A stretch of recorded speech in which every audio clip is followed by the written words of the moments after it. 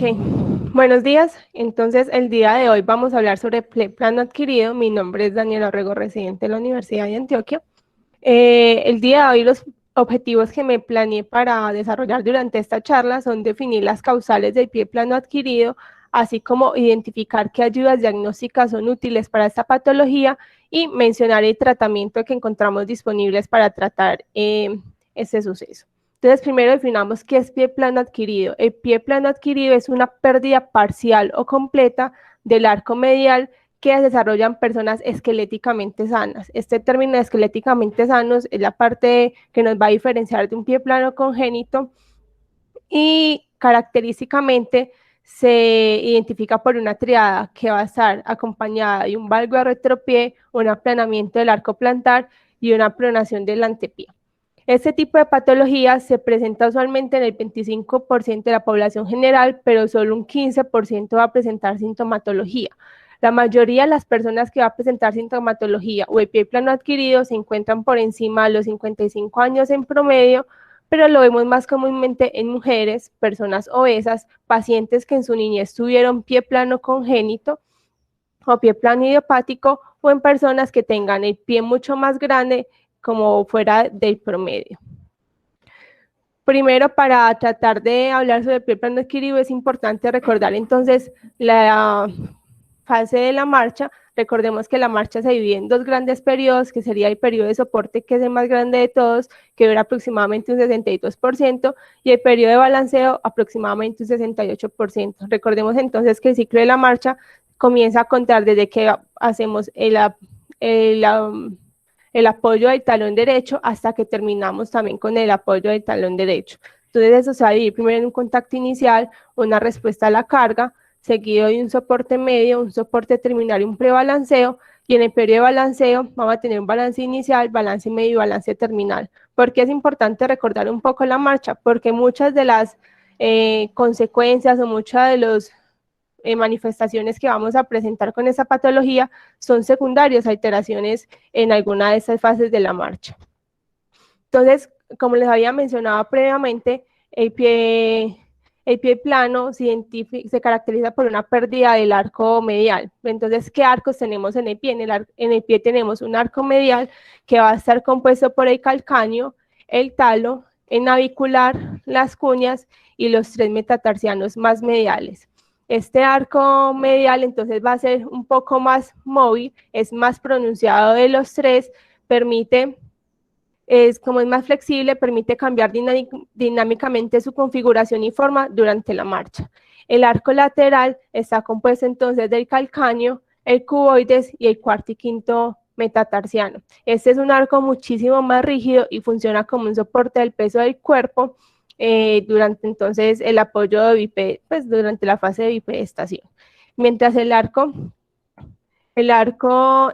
transverso, que es el que vemos en azul, es un arco comúnmente descrito como la unión de la base de los metatarsianos y el cuboide y las cuñas, y nos da como el soporte ahí dorsal. Es importante entonces también recordar que el desarrollo de estos arcos empieza a dar alrededor de los 3 o 6 años de vida, primero apareciendo el arco medial, y para que su configuración sea adecuada requerimos una adecuada osificación.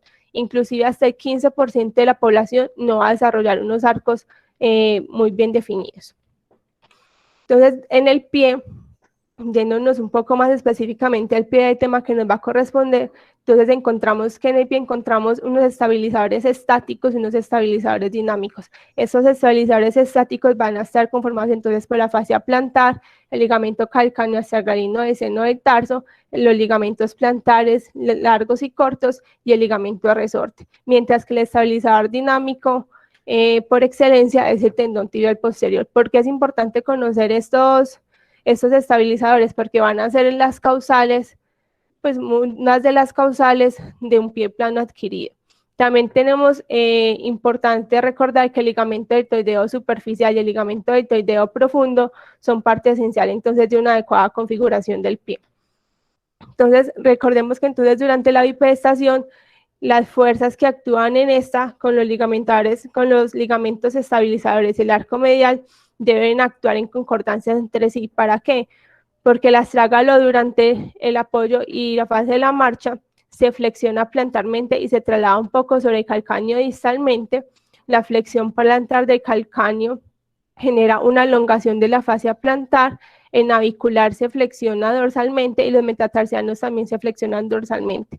Al contar entonces con estos estabilizadores dinámicos y estáticos y los ligamentos deltoideos, va a permitir o va a favorecer que estos cambios durante la marcha se produzcan adecuadamente y no haya alteración sobre estos, que es lo que nos va a producir entonces la patología que nos trae el día de hoy acá. Entonces, ¿cuáles son las causales del pie plano? No es una sola, sino que es una configuración de varias, inclusive una puede ser consecuencia de las otras. La primera que tenemos entonces es la insuficiencia de tendón tibial posterior. Recordemos que el tibial posterior es un músculo más central y profundo de los músculos de la pierna. Se origina en la tibia proximal, el perón y la membrana interósea. Es un tendón que se forma sobre el tobillo y pasa en una configuración vertical a una más horizontal a nivel del maleolo medial, donde se encuentra fijo en la fosa retromareolar por el retináculo flexor. Este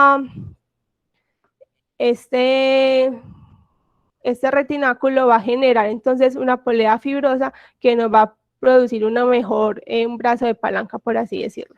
Entonces también es importante recordar que existe una zona vascular de unos 2 a 3 centímetros retromaleolares en donde los vasos intratendinosos carecen de anastomosis. Esta va a ser una parte importante de zonas de fallas del tendón, y el tendón se divide en 3 ramas a nivel del talo. La rama principal, que está formada por las dos terceras partes del tendón, contienen las fibras que van a insertarse principalmente en la tuberosidad navicular y en la cuña medial. La segunda división se intersectará en la superficie plantar y lateral de las otras cuñas, así como en el cuboides y la base del segundo y quinto metatarsiano, y finalmente la división posterior se inserta en la región anterior de su tentáculo tali. Gracias a todas estas inserciones y a su posición posteromedial del tobillo y medial al eje subtalar del tendón tibial posterior, este va a funcionar principalmente como insupinador de la articulación subastragalina, aductor del medio P y flexor plantar del tobillo, y a través de sus múltiples inserciones en el pie también va a generar un refuerzo en los ligamentos que mantienen el arco del pie.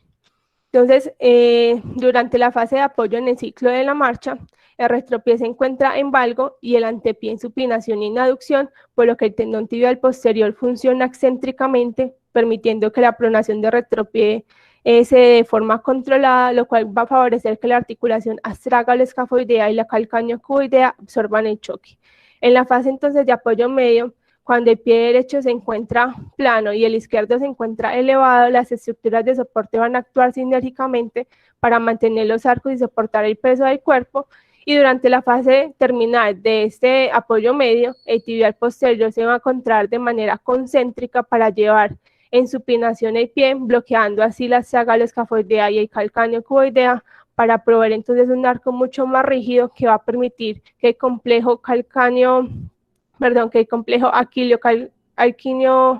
plantar realice entonces una propulsión efectiva. Esto va a generar entonces que haya un traslado de las fuerzas del gastrosóleo al arco de los metatarsianos, contribuyendo mejor entonces a una estabilidad del pie, que va a generar entonces un mecanismo de bloqueo del medio pie durante esta fase de la marcha. ¿Por qué se puede dañar entonces el tibial posterior? Puede ser por un trauma agudo, un trauma crónico, enfermedades reumatológicas que nos van a producir tanto inflamación como ruptura de este. Cuando tenemos entonces un tibial posterior disfuncional, se va a perder las propiedades de soporte, acarreando consigo una cascada de sucesos como una flexión plantar de la cabeza del talo, una sobrecarga del ligamento de resorte, un valgo del retropié, una sobrecarga de los ligamentos talocalcáneos, que nos va a generar entonces un ascenso de navicular, una aversión del calcáneo, que se va a traducir en una aducción del antepié, con una sobrecarga de la articulación tarso-metatarsiana, ocasionando esto como tal un valgo de retropié y un colapso del arco interno del pie. Otra de las causales entonces del pie plano adquirido es la laxitud del ligamento resorte. Este es considerado un estabilizador estático primario del arco medial y es el segundo en importancia después del tibial posterior. junto con el tibial posterior y el ligamento deltoideo, forman una confluencia de tejidos blandos a nivel medial navicular que previene el descenso excesivo de la cabeza del talo. El ligamento en resorte entonces está conformado por 3 porciones, la superomedial que va desde su tentáculo tal y pasa por debajo del talo, y la tuberosidad navicular antes de insertarse en la región superomedial y salir del navicular. Esta porción es la más larga y la más importante de las 3 porciones que cuenta entonces el ligamento en resorte, y las otras 2 ramas, que es la medioplantar, que es oblicua, y el inferioplantar, que es la longitudinal. Cuando nos enfrentamos a una insuficiencia de este, se va a evidenciar con un descenso del talo o flexión plantar del talo. Otro de los ligamentos que puede estar lesionado antes es una lesión del ligamento deltoideo.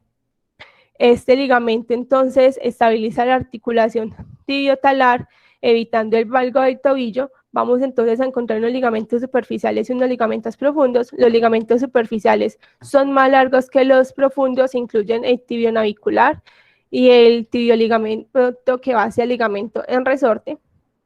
Estos se expanden a la articulación talonavicular, y tenemos otro ligamento superficial que es el tibio calcáneo que va hacia la articulación subtalar. Estos ayudan a estabilizar la articulación talonavicular, limitando entonces la versión de retropié y desplazando hacia adentro de la cabeza del talo. Su capa profunda entonces incluye el ligamento tibiotalar anterior y un ligamento más grueso que es el tibiotalar posterior. Estos se van a encargar de estabilizar la articulación tibiotalar, resistiendo el valgo del tobillo. Cuando nos enfrentamos ante un daño de estos ligamentos, nos vamos a encontrar entonces que la articulación tibiotalar se va a ir en valgo, agravando el valgo de retropié que ya habíamos tenido por las otras estructuras, imprimiendo entonces tensión en el nervio también tibiotalar como consecuencia. También puede ser causante del pie plano adquirido, ineficiencia de la fascia plantar. La fascia plantar es una estructura fibrosa triangular que se origina en la tuberosidad del calcáneo y se extiende hasta las falanges proximales. Está compuesto por un cordón grueso central que se encuentra superficial al flexor de los dedos, y un cordón menos prominente que se superpone al aductor digitimini, y un cordón medial más pequeño bajo el aductor hallucis. La fascia plantar entonces se comporta como una importante estructura de soporte que evita la elongación plantar del pie y asiste al mantenimiento del arco. Durante la marcha entonces va a adoptar una función dinámica, atrayendo hacia sí los metatarsianos y el calcáneo, formando entonces un arco que va a elevar entonces el arco, que nos va a permitir soportar más peso en esa estructura. Al fallar este arco entonces se torna ineficiente, y en la fase de apoyo tardía va a conllevar a un adelgazamiento de la planta en apoyo medio, disminuyendo así la fuerza de carga que puede sostener esta estructura. Aparte de las lesiones ligamentarias, también pueden ser alteraciones óseas que nos pueden causar el pie plano adquirido. Entre estas entonces encontramos un daño en la articulación tarso-metatarsiana, la cual es una articulación sinovial compuesta por múltiples articulaciones artroideas entre los metatarsianos con las cuñas y cuboides. Parte de este arco hace parte de la articulación del infran. Estas estructuras entonces, cuando funcionan adecuadamente, van a conformar el arco transverso o dorsal del pie y van a mantener el alineamiento tarso-metatarsiano, pero cualquier daño en esas múltiples articulaciones, ya sea por lusofracturas, osteoartrosis o neuroartropatías, puede causar una alteración en el arco medial que va a producir una subluxación tarso-metatarsiana, llevando secundariamente a artrosis. Otra de las causas óseas que vamos a encontrar como causas entonces de un pie plano adquirido va a ser un navicular accesorio, el cual es un os del desarrollo que se encuentra en la cara medial y proximal del navicular, en cual se encuentra presente en aproximadamente el 12 al 14% de los adultos, y puede ser causante entonces del pie plano valgo en pacientes mucho más jóvenes, por debajo de los 55 años, que es como la edad promedio. Hay 3 tipos descritos. El tipo 1 va a consistir en un sesamoideo de 1 a 3 milímetros, En el tibial posterior, sin conexión con el navicular, el tipo 2 va a ser un sesamoideo que se conecta con el navicular por un cartílago de unos a 2 milímetros, mientras que el tipo 3 va a ser una protuberancia ósea fusionada con el navicular. La mayoría entonces de los os naviculares son asintomáticos, pero el tipo 1 y 2 pueden causar dolor en el medio pie y generando así un pie plano o algo. Típicamente se van a manifestar en pacientes mucho más jóvenes, como lo dije previamente, por una degeneración del tibial posterior. En los 3 tipos va a generar una inserción más proximal del tibial posterior que va a disminuir su ángulo de inserción, generando así un aumento del estrés e insuficiencia mecánica. Y los síntomas van a ser más comunes en los pacientes con un tipo 2 y se relaciona entonces con daño y desestabilización del tibial posterior. Otras de las causas que nos podemos encontrar son lesiones traumáticas de los ligamentos del medio pie, coalición tarsiana no diagnosticada durante la juventud o adolescencia, una artritis inflamatoria, artrosis tarso-metatarsianas, artropatía de Charcot o enfermedades neuromusculares. Cuando nos enfrentamos entonces ante un paciente con pie plano adquirido, puede generar alteraciones tanto en el balance, que va a hacer que los músculos de las piernas o los pies se fatiguen más fácilmente, causando así dolor en las zonas de miembros inferiores, y aumenta la susceptibilidad a lesiones óseas por el desbalance muscular. Sin embargo, los síntomas más comunes van a ser dolor, edema, mal alineamiento y disfunción de la marcha, los cuales pueden ir progresando y empeorando a medida que la patología lo vaya haciendo. Clínicamente, cuando nos encontramos ante un paciente con pie plano, este debe ser evaluado tanto de manera un paciente sentado sin apoyo de la extremidad como con apoyo de esta. Debemos observar tanto el pie desde atrás como desde el lado para notar todas las deformidades que se puedan presentar y la gravedad de estas. Algunas de las maniobras y hallazgos que debemos describir y registrar son, por ejemplo, la flexibilidad de la deformidad. Si el pie plano desaparece con dorsiflexión del halus, nos hablas un poco entonces de la flexibilidad de este, nos va a indicar un poco con el tratamiento, pero también debemos buscar, por ejemplo, el signo de muchos dedos. Este signo fue escrito por Johnson en 1983, consiste en observar el paciente desde posterior cuando se encuentre con apoyo y observar si hay más dedos laterales en un lado comparado con el contralateral. Entre más dedos podamos observar, más grave será la patología del paciente, y esto va a hacer entonces secundario aumento de la abducción y la progresión de la deformidad.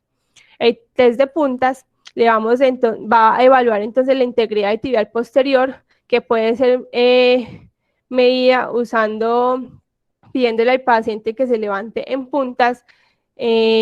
Normalmente el tibial posterior invierte y estabiliza el retropié y el complejo gastrosóleo, eleva el calcáneo, pero cuando el tibial posterior se encuentra disfuncional o ineficiente, el talón va a adquirir una posición anormal en valgo, o incluso el paciente no va a ser capaz de ponerse en puntas. La maniobra de Silverskill consiste entonces en realizar una dorsiflexión del pie con la pierna extendida, evaluar el grado de dorsiflexión que logramos y posteriormente realizar una dorsiflexión del pie con la pierna flexionada a 90 grados, y el objetivo es evaluar la presencia o no diferencia de los grados de dorsiflexión en estas dos posiciones. Si la diferencia es mayor a 15 grados, la maniobra se considera positiva y nos indica una retracción de los gastrosóleos, pero si la dorsiflexión siempre se va a encontrar restringida y no va a haber cambio entre una u otra, se debe pensar más que la causa va a ser una retracción del Aquiles o de la cápsula posterior. También en un término medio entre clínica y imaginológico vamos a encontrar entonces la podoscopia. La podoscopia permite medir las presiones en la planta del pie durante el apoyo, nos permitiendo evaluar así la huella plantar. Secundariamente, entonces, también ofrece información indirecta sobre la actitud del calcáneo y los dedos, que evalúan mejor con el examen clínico. En la huella del pie se distinguen como diferentes zonas en sentido antero-posterior, que serían los dedos de los pies, que son las primeras 5 pequeñas huellas que vamos a encontrar. En ocasiones, el quinto dedo no va a dejar huella, pero si el primer dedo no deja huella, nos debe hacer sospechar entonces en un dedo en un hallux en garra. El talón anterior, o sea, la parte más anterior de la huella, nos va a indicar entonces una forma oval y alargada con eje transversal ligeramente oblicuo. Este se extiende desde los dedos al istmo, delimita anteriormente el arco plantar y representa la zona de apoyo de la cabeza de los metatarsianos. El istmo es la parte central más angosta que une el talón anterior con el talón posterior, delimita lateralmente el arco plantar y corresponde al apoyo del quinto metatarsiano. El talón posterior es la parte del apoyo de la forma oval que se continúa posteriormente al istmo, delimitando posteriormente el arco y representa el apoyo del calcáneo. Y el arco plantar es la zona vacía, constituida por las partes del pie que no tocan el suelo y es delimitada por las anteriores estructuras. En un paciente entonces con pie plano nos podemos encontrar los siguientes casos.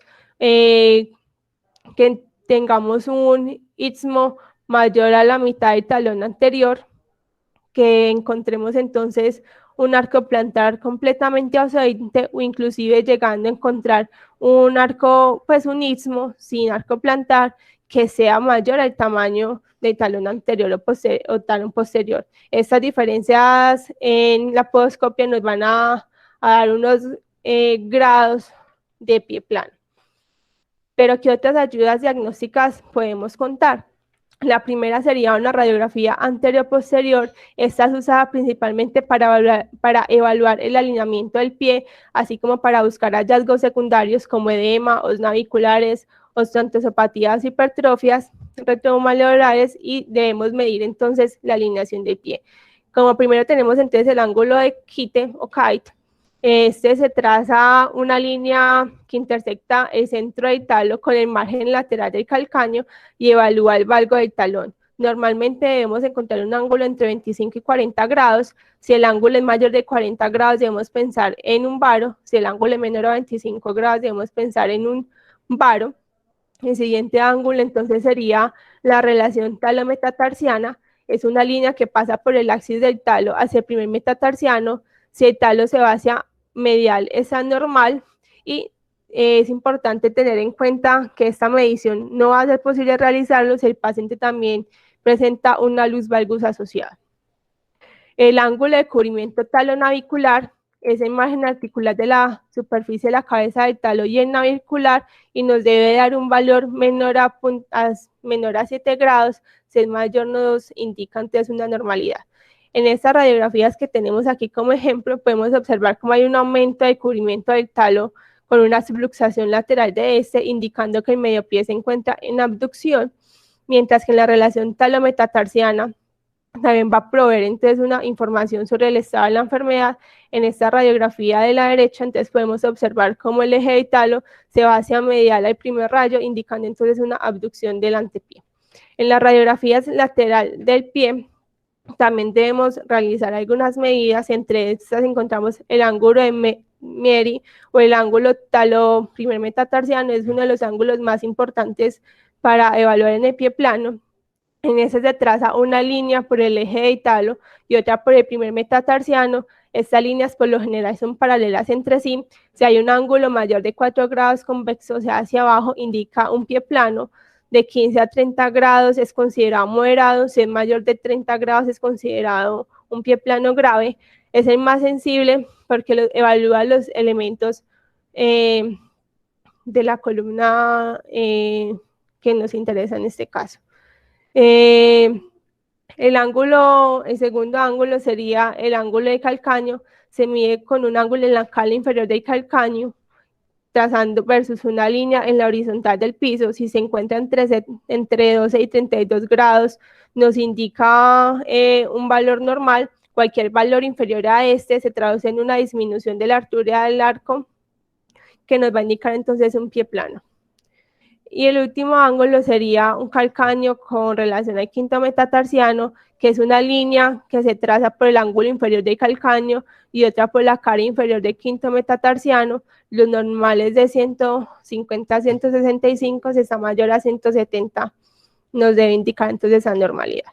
En estas imágenes, por ejemplo, entonces encontramos un ángulo de Meri anormal, en donde se evidencia un ángulo convexo hacia plantar mayor de 4 grados, que en este grado sería de 12, y a su vez con un ángulo de calcáneo menor a 18 grados, lo que nos indica una pérdida de la altura del arco.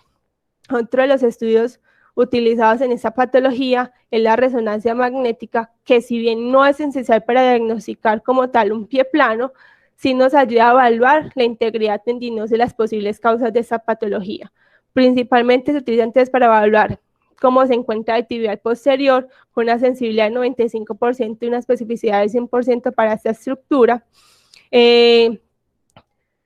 Con este método se puede evaluar el tamaño, la forma y la señal interna del tendón, en cual debe ser evaluado desde la región supramalleolar hasta su inserción en navicular, y de este modo se puede evaluar la presencia de tenosinovitis, lesiones parciales, rupturas y degeneración. Con respecto entonces a las lesiones tendinosas, en el momento de la resonancia podemos distinguir como 3 tipos. La tipo 1, vamos entonces a encontrar un engrosamiento parcial intrasustancia con un líquido lineal en el tendón engrosado. Las tipo 2 van a ser aquellas que vamos a encontrar con atrofia del tendón, se ve más pequeño que el tendón del digitis longus, y el tipo 3 es una lesión completa con fluido en la brecha o ausencia segmentaria del tendón.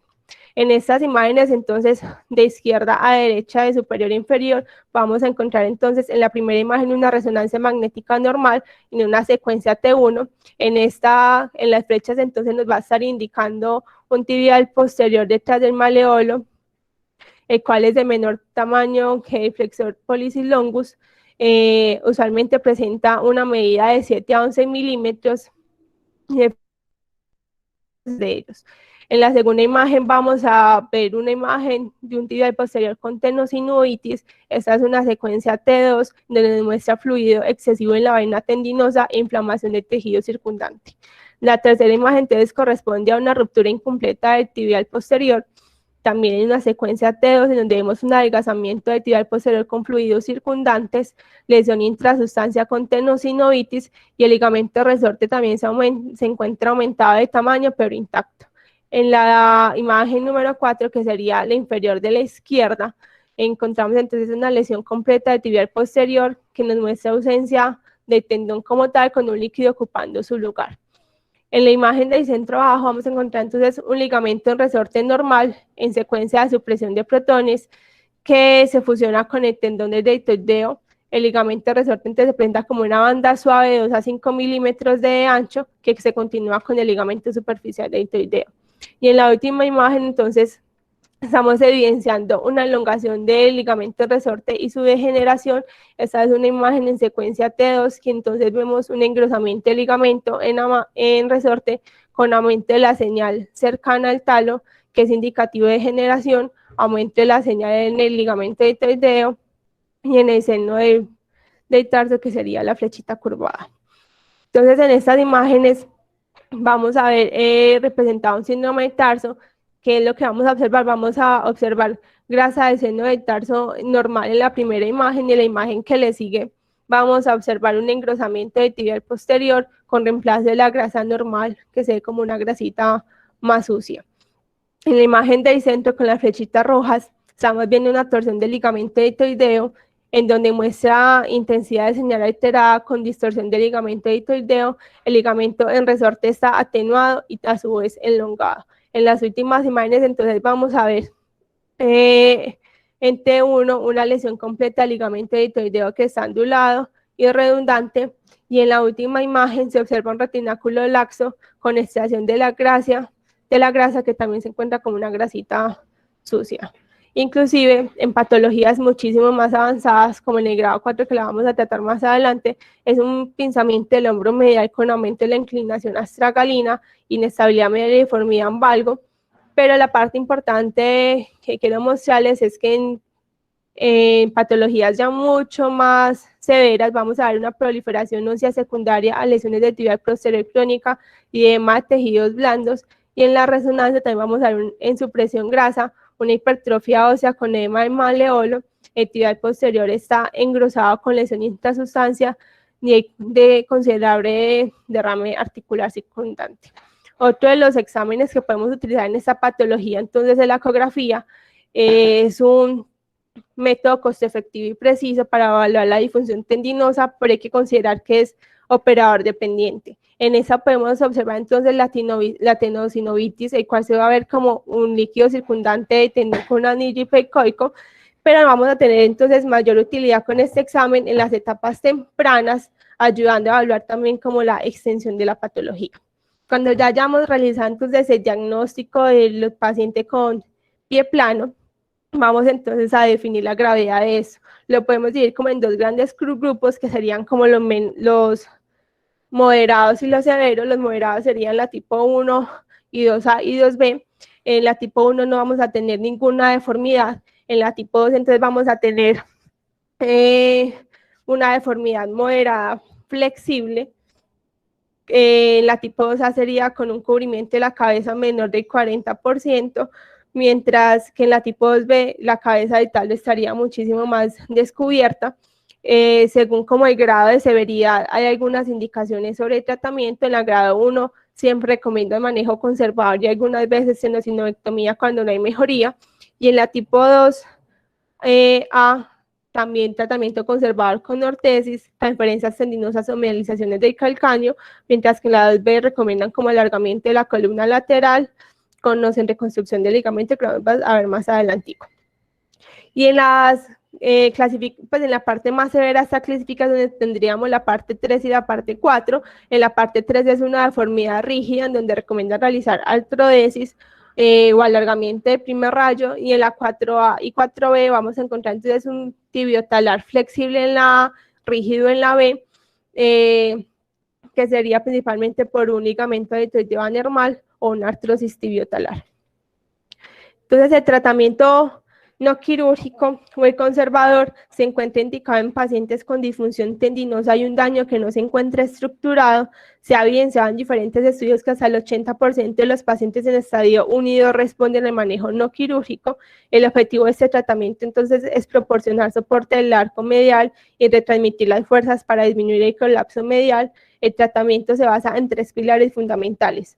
El primero sería la analgesia, ya sea con medidas tópicas o el uso de avines, que se va a encontrar más útil en las fases agudas o dolorosas de los pacientes, seguido de manejo ortésico y por supuesto la fisioterapia. Con respecto al manejo ortésico, podemos dividir en dos grandes grupos. Primero serían las plantillas, las cuales son prescritas en pacientes con pie plano flexible. El objetivo de estas es corregir entonces la versión del calcáneo, restituir así la longitud de la aductora lucis longus y restaurar el alineamiento del pie y su función.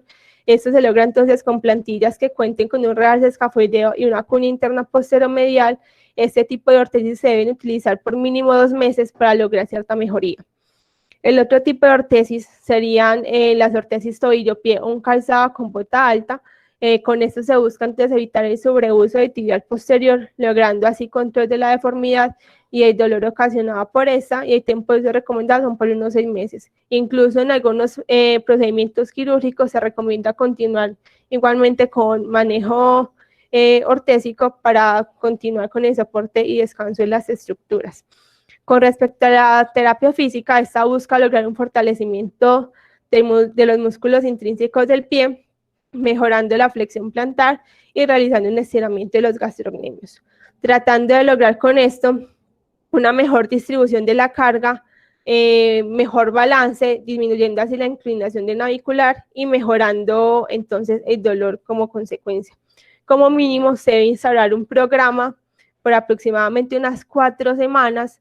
No solamente es realizar terapia física en un lugar específico, sino que también se le deben recomendar al paciente ejercicios domiciliarios, como por ejemplo caminar en talones o en puntas, recoger objetos pequeños con los dedos de los pies y caminar por terrenos irregulares como arena y césped.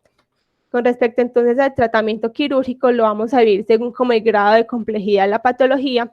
En el grado 1 entonces se recomienda realizar sinovectomía. En los pacientes refractarios el manejo conservador. La sigmoidectomía entonces consiste en remover todo el tejido inflamado mientras se preserva la irrigación vascular del tendón. Esta sigmoidectomía se debe hacer en toda la longitud del tendón desde su inicio musculotendinoso hasta la inserción del navicular. Hoy en día el procedimiento abierto se considera como segunda opción, mientras que la tenoscopia es un procedimiento menos invasivo, con menos incisión y menos complicaciones. Sin embargo, hay que tener en cuenta que requiere un entrenamiento mayor para su realización. En esta técnica entonces se realizan dos pequeñas incisiones que serían para los portales, uno para observar y otro para maniobrar, que serían como los vemos en la imagen. Y hay que tener en cuenta que el postoperatorio se debe utilizar un brace de tobillo por aproximadamente unas 6 semanas. En los pacientes entonces con un grado 2 A principalmente, se recomiendan entonces las transferencias tendinosas en pacientes con debilidad, angulación en valgo de retropié y dolor en el medio pie, pero con una articulación subtalar móvil. Si no se encuentra esa articulación móvil, el procedimiento tiene alta tasa de falla. La mayoría de los artículos entonces reportan la transferencia de digitis longus para reemplazar el tibial posterior roto, ya que se encuentra cercano al sitio donante. Sin embargo, también hay reportes de la transferencia del flexor a lucis longus, si bien este produciría una deficiencia secundaria importante, presenta mejores características para su transferencia, ya que es un tendón muchísimo más grueso y con un origen neurovascular similar al que estamos tratando de reemplazar.